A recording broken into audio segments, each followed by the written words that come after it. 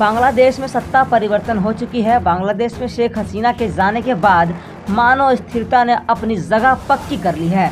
बांग्लादेश में तनाव की खबर अब हर दिन की खबर हो गई है और इन सब के बीच स्थित अब बांग्लादेश और भारत की सीमा पर भी खराब होता दिखाई नजर आ रहा है। बांग्लादेश में हिंदुओं पर अत्याचार, अब भारत घुसपैठ की खबर अभी थमी भी नहीं थी कि बॉर्डर से एक ऐसी खबर सामने आ गई जिसने सबको हिलाकर रख दिया है। खबर आई कि बांग्लादेश भारत सीमा पर बीएसएफ का एक जवान किडनैप हो गया है। एक जवान के लापता होने के बाद मानो सीमा पर हड़कंप मच गई है। भारत ने बिना समय गवाए बांग्लादेश की समक्ष के सामने बैठकर फ्लैग मीटिंग कर ली। बीएसएफ ने बांग्लादेश की कामाख्या बीजेपी के समक्ष कड़ा विरोध दर्ज कराया। फ्लैग मीटिंग के लिए आह्वान किया। जानकारी के मुताबिक जवान को पश्चिम बंगाल में भारत बांग्लादेश के सीमा के पास से गश्त के दौरान पड़ोसी देश की कुछ बदमाशों ने किडनैप कर लिया था।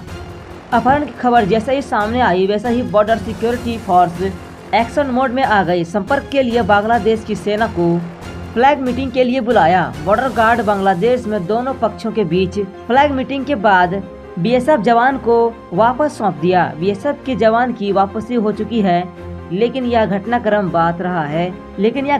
बता रहा है कि अपराध की शुरुआत अब ज्यादा तेज होने वाली है। भारत और बांग्लादेश के सीमा पर अब बीएसएफ के जवान के साथ ऐसा व्यवहार वो भी तब जब बीएसएफ का जवान पेट्रोलिंग कर रहा था।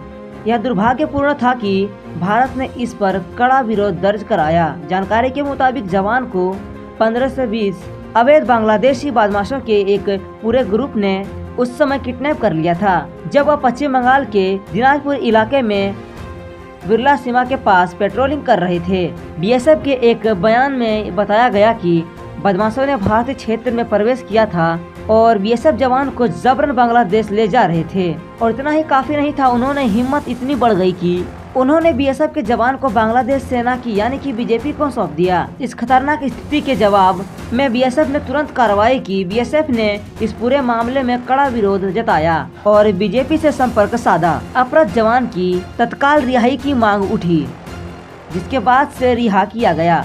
सुरक्षा बल ने इसकी घोर निंदा की, साथ ही बांग्लादेश के बदमाशों की हरकतों के खिलाफ औपचारिक विरोध दर्ज कराकर कार्रवाई की मांग भी की है। बता दें, भारत और बांग्लादेश के बीच तकरीबन 4000 किलोमीटर लंबा सीमा है, जिसका सुरक्षा भारत की तरफ से बीएसएफ और बांग्लादेश की तरफ से बीजेपी करती है। 5 अगस्त को शेख हसीना की सरकार के खत्म होने के साथ ही स्थिति महत्वपूर्ण हो गई, जिसके बाद से तनाव भारत और बांग्लादेश सीमा पर बढ़ रहा है। Report NSS news. और ऐसे ही वीडियोस देखने के लिए वीडियो को लाइक और चैनल को सब्सक्राइब जरूर से करें। धन्यवाद।